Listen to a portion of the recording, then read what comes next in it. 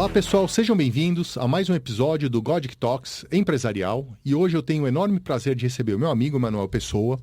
Ele é bacharel e mestre em Direito pela Universidade Federal do Ceará, ele é mestre em Direito pela Harvard University, ele fez doutorado aqui na Universidade de São Paulo, aqui em São Paulo, em Direito Econômico, e ele tem uma enorme experiência internacional, principalmente por ser sócio de Manuel Pessoa Advogados, e tendo viajado aí o mundo, dado palestra, etc. E a gente vai aproveitar essa experiência internacional dele, porque ele passou aí praticamente 1 ano e meio na China, como professor, e fazendo um negócio também. Emanuel, seja bem-vindo. Marcelo, obrigado. E para contar para o pessoal como a gente se conheceu, né, contextualizar, a gente tinha um amigo em comum, Temos Antônio ainda. Jorge. Temos ainda. Você está vivo, desculpa. O Antônio Jorge em Fortaleza, que é aqui de São Paulo, e um dia ele falou para mim que vinha um amigo dele muito importante, um advogado que eu tinha que conhecer, e que ele não podia buscá-lo no aeroporto lá em Fortaleza, e me pediu para buscar o Marcelo. Eu, tá bom, vou buscar o Marcelo.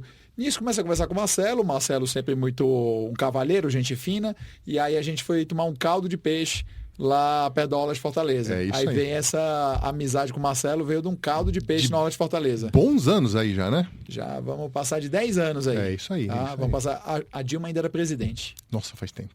Faz tempo. Olha, então um grande prazer recebê-lo aqui para a gente consolidar mais ainda a nossa amizade, né? E, logicamente, para aproveitar essa sua experiência internacional. Eu tive na China também, mas a minha experiência foi muito pequena perto da sua, né? Então a gente vai aproveitar e sugar um pouco disso para passar para os nossos ouvintes aí, né? Bom, vamos, em primeiro lugar, assim, você estudou nos Estados Unidos, você deu aula na China, apesar de serem situações diferentes, me parece que, pela sua vivência, você consegue comparar os dois sistemas, né? Sim. Explica pra gente, em primeiro lugar, por que você resolveu ir para a China e não para outro lugar da aula? Bom, vamos lá, ir para a China, né? Todo mundo, parece aquela coisa de criança, né? Vai para a China, aí você um dia resolve ir. Na verdade, o que aconteceu, eu tinha um amigo que ele estava na China em uma instrumentalidade do Ministério das Relações Exteriores do governo chinês. E aí um dia, eu vendo ele online, as coisas, ele escrevendo para mim, babá, eu mandei uma mensagem brincando para ele, me leva para a China. Aí ele, tá, você quer mesmo por acaso? Eu brinquei, claro. E aí depois de algumas semanas, chegou um e-mail do governo chinês dessa instrumentalidade do governo chinês, chegou um e-mail marcando uma entrevista. E aí eu ligo para o amigo que dorme pouco, então o fuso horário não atrapalhou. Ele, não, é verdade, eu te indiquei, o pessoal gostou de você, olharam o seu currículo, bababá. Mas como assim gostaram do currículo? Não, é que os chineses aqui, eles gostam de contratar pessoas que estudaram em universidades prestigiosas, porque eles importam conhecimento, né? Muito inteligente isso, né? O Brasil podia aprender a fazer um pouquinho isso melhor, né? A gente podia sair caçando talentos para economizar o gap, né, que a gente tem que economizar o tempo para suprir o gap. E aí eles fizeram uma entrevista, a entrevista foi super divertida, né, teve algumas perguntas bem interessantes e me fizeram uma proposta. Economicamente, não é uma proposta, vamos dizer assim, largue tudo para vir morar aqui. Mas, do ponto de vista da experiência, porque você sai da sua realidade cotidiana e você vai lá para a China para você dar aulas para as pessoas que vão entrar no corpo diplomático do governo chinês. Então, eu posso dizer hoje, né, que eu sou o único advogado atuante brasileiro que formei diplomatas chineses. Então, daqui a alguns anos, algumas dessas pessoas vão ter sido embaixadores. Então, tem até que aprender a usar isso no brand, né, Marcelo? O único advogado brasileiro que formou embaixador chinês. Precisava colocar mais isso. Perfeito. Então, foi daí que veio a experiência chinesa. Então, a China foi um misto de curiosidade, foi um misto de oportunidade e foi um misto de fazer algo assim completamente fora do esperado. E eu pensei, é agora. Ainda não tenho filhos. Quando aceitei a incumbência do governo chinês, ainda não tinha completado 40 anos, então era o momento. Muito bem. Nesse período que você passou lá, você deu aulas, como você já indicou, né? Você ajudou a preparar os futuros diplomatas chineses, futuros embaixadores, se Deus quiser, né? Mas você só fez isso? Você ficou preso ao lado acadêmico ou você tentou desenvolver negócios, você utilizou a sua experiência, a sua prática na advocacia, que é internacionalizada, porque eu sei que a gente já trocou trabalho várias vezes aí, né? Você me ajuda muito, viu? O Marcelo sempre me tira dúvidas. Marcelo resolve os problemas que eu não sei. Eu aprendo muito com você. Que nada. Né? Mas conta um pouco dessa sua experiência fora da sala de aula, os negócios que você fez, como que você, inclusive, amadureceu enquanto um profissional. Sabe, Marcelo, tem uma coisa que muitas vezes as pessoas elas acham que elas vão pegar o avião e que elas vão desembarcar em Beijing, ou Shanghai, ou Chengdu, qualquer cidade grande da China, e elas acham que vão fazer negócio de forma imediata, e elas não entendem o seguinte: o mundo inteiro vai para a China o tempo todo. Então, o chinês ele não tem como saber se você é sério ou não é sério. É um pouco difícil ainda de fazer essa investigação, né? Ainda existe um custo de informação muito alto, como existe para a gente, se vier um estrangeiro aqui fazer negócio, é a mesma coisa. Uhum. Então, na China, para você começar a fazer negócios relevantes, você precisa de tempo para você construir relacionamentos. Então, por uma parte considerável do tempo que eu fiquei na China, eu estava construindo relacionamentos.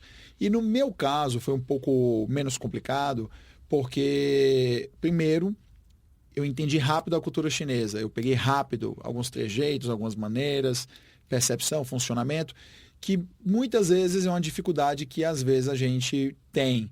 Tanto que esse meu amigo, ele me deu um apelido lá na China, me chamava de prefeito de Beijing, porque todo mundo do meu bairro já me conhecia, quando eu andava na rua as pessoas já vinham para me cumprimentar e parar para conversar. Então, às vezes, uma caminhada de 20 minutos virava de 1 hora, porque o dono da frutaria, o cara que tinha uma empresa não sei onde, o dono do comércio tal, eu e por aí vai. vou puxar uma pergunta aqui. Então, dá para dizer que o chinês é aberto a ter esse tipo de relacionamento com pessoas de fora, né? Porque você está me dizendo que em pouco tempo... O chinês não é fechado, o chinês não é fechado. O chinês ele é aberto, mas não foi pouco tempo.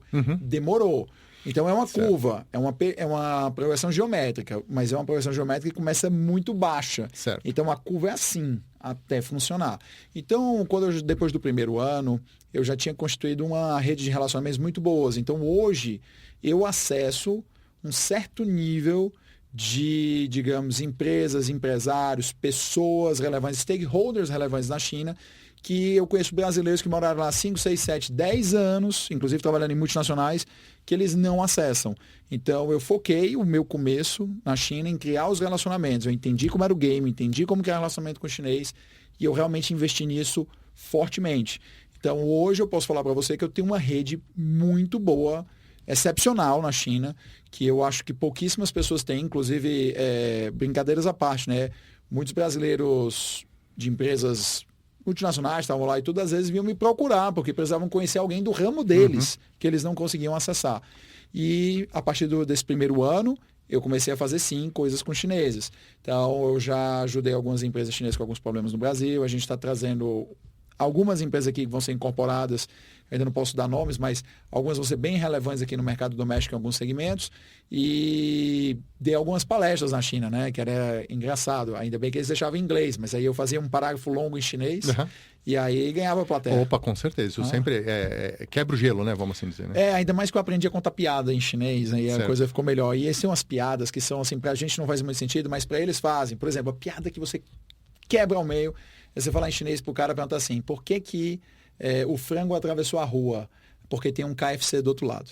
Então, o KFC, que é a rede do frango frito, é a primeira cadeia internacional que se estabeleceu na China. Veio antes do McDonald's, né, com a abertura. Então, faz parte da infância dos chineses. Então, quando você conta essa piada, eles entendem, todos riem. Então, você quebra o gelo muito rápido com eles, porque é algo da cultura. Você não está transplantando a sua piada, você está trazendo uma piada que é deles. Não, legal. Então, vou puxar o gancho desse seu comentário. Assim, logicamente, dar aulas, conhecer gente, fazer negócio é muito importante, mas certamente, talvez um dos grandes ativos que a gente adquire quando a gente tem esse tipo de experiência, e eu passei alguns períodos fora do país também. Você dominou a Holanda. Então, não sei se dominei a Holanda, mas eu tenho bons relacionamentos lá até hoje. Com certeza. Inclusive... E parabéns pela sua participação naquele caso, não sei se é público, mas parabéns, foi público. Então, parabéns pela participação no caso da Petrobras. Seu parecer foi muito bom, brilhante. Muito obrigado.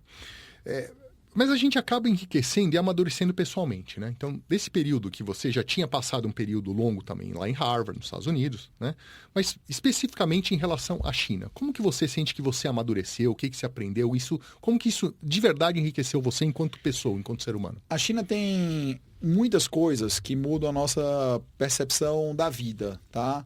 E do trabalho. Essa da vida daria pra gente passar horas e horas aqui conversando, porque a China ela funciona de uma maneira diferente. Enquanto que no Ocidente nós temos uma tendência a pensar assim: eu tenho que estar bem para a sociedade estar bem. Na China eles pensam: a sociedade precisa estar bem para eu estar bem. Então, eles têm uma inversão. Então, a China vem primeiro no coletivo para depois ir para o individual. E isso não é algo de blá, blá, blá. É vivido no dia a dia. Também a eficiência. O chinês é um nível de eficiência para tudo muito absurdo, porque muita gente, escala, tudo precisa ser rápido, tudo precisa ser eficiente, senão as coisas não funcionam. Isso se revela em pequenas coisas, né? Por exemplo, fila. Se você estiver numa fila e você se distrai no anda, os chineses só te passam. Mas não é porque eles são mal educados, é porque é sua obrigação de não atrasar as pessoas que estão atrás. Então, se você está parado ali, você não vai atrapalhar a coletividade, eles simplesmente vão passar. E você retoma a fila do lugar que você chegou, e não você não volta para frente, porque foi erro seu. Então, você tem que ter uma autorresponsabilização. Do ponto de vista profissional, tem 3 coisas, né, que são muito relevantes. A primeira é que aqui no Brasil, muitas vezes a gente vê algumas pessoas que elas querem, Marcelo, e é um pouco difícil até de explicar isso, algumas vezes algumas pessoas aqui no Brasil querem enriquecer em um negócio. Tá? Não tenho nada contra, você quer dar uma tacada que realmente resolve sua vida, é sensacional. Só que aqui, muitas vezes, o preço de tudo, de serviço, de tudo é muito alto, porque todo mundo quer resolver a vida sempre em um negócio. Não todo mundo, mas é uma tendência. Inclusive, até é complicado, às vezes a gente viajando, você começa a descobrir como o Brasil está caro, né? São Paulo é desproporcionalmente cara a renda de São Paulo.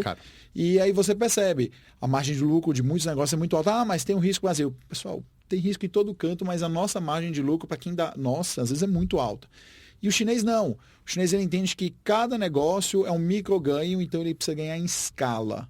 Então o lance do chinês é ganhar escala. Inclusive, a prestação de serviços na China tem um preço muito mais baixo, achatado que no Brasil, justamente porque eles não ganham em cada negócio, eles ganham na escala. Esse é o primeiro ponto. O segundo ponto é que relacionamento para os chineses é lei.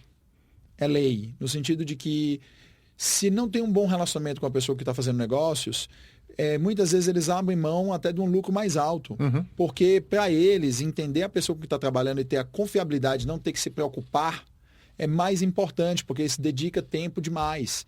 Então, às vezes no Brasil, a gente não liga tanto para relacionamento ou reputação por conta da margem de lucro. A gente corre mais risco com isso. Eles não, eles são muito mais focados. Preciso trabalhar com alguém que eu sei que não dá problema, mesmo que eu ganhe menos. Então, em tese, isso leva a um relacionamento profissional mais duradouro. O relacionamento profissional é mais duradouro, mais importante, precisa ser melhor cultivado.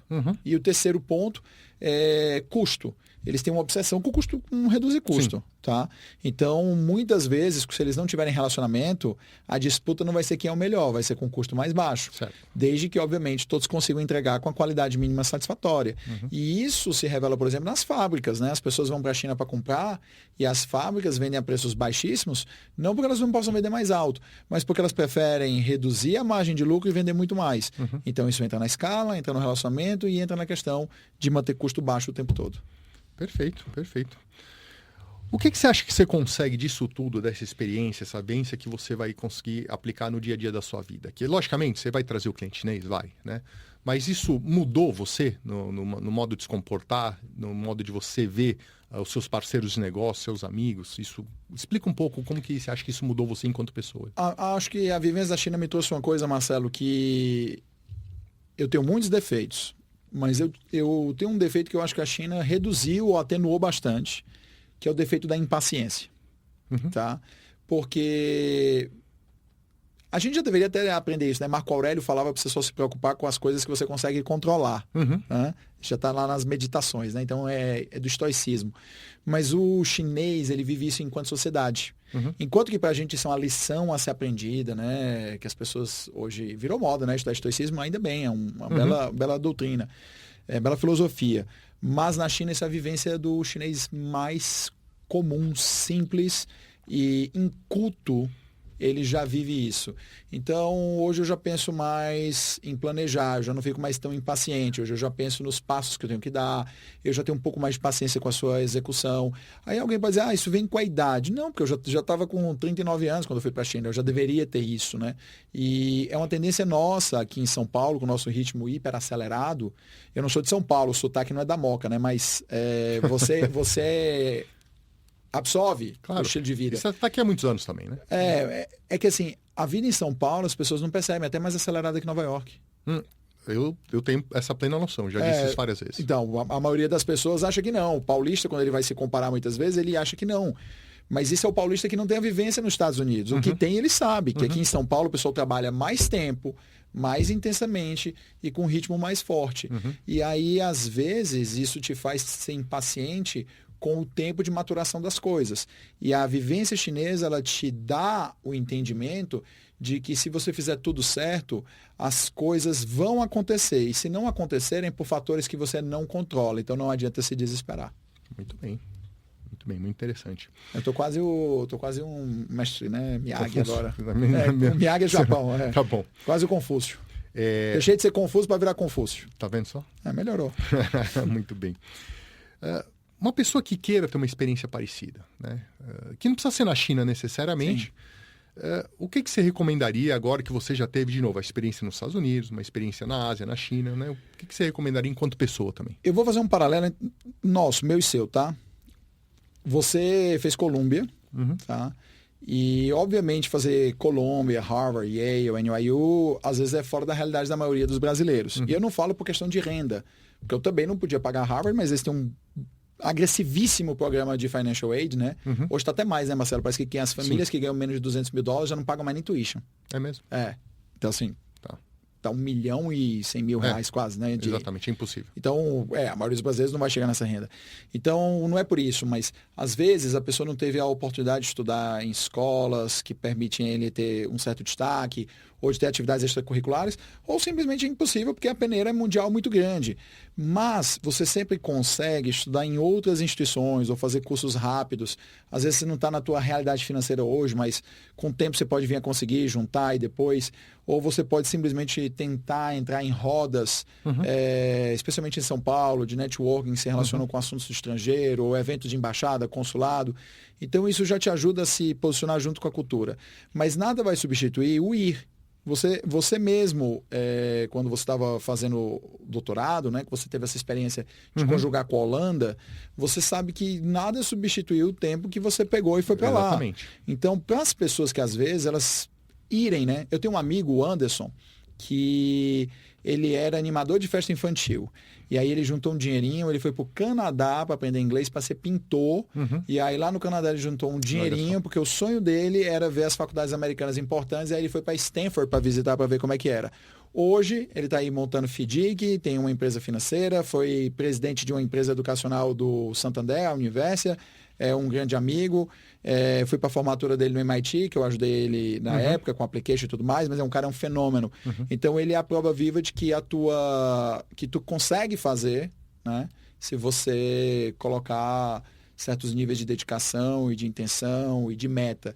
Então, se você quer ter experiência internacional, planeje qual que você quer, se organize para isso e na certeza que você tiver um bom plano, obviamente vai ter alguns desvios, mas mesmo que leve 2, 3, 4, 5 anos, você consegue realizar o plano. E aí, obviamente, tudo depende de qual cultura você quer absorver. Tem gente que quer ir para o Japão, tem gente como eu queria ir para a China, tem gente, nós dois queríamos ir para os Estados Unidos, você também já aproveitou Portugal. Então, a gente tem que escolher o que quer e saber que viajar o mundo todo e absorver todas as culturas, só se quando você tiver com bastante dinheiro para fazer isso, né? Dinheiro e tempo, que é difícil hoje em dia. Por isso você precisa bastante dinheiro. É isso. Olha, Manuel, muito obrigado. Aqui nós vamos fazer um segundo episódio, que a gente vai gravar na sequência, mas para facilitar o ouvinte, né? E nós vamos falar de como fazer negócio na China, tá bom? Para ele não cansar, né, Marcelo? Tem que ter parte 2, né? É isso aí. Obrigado e até daqui a pouco.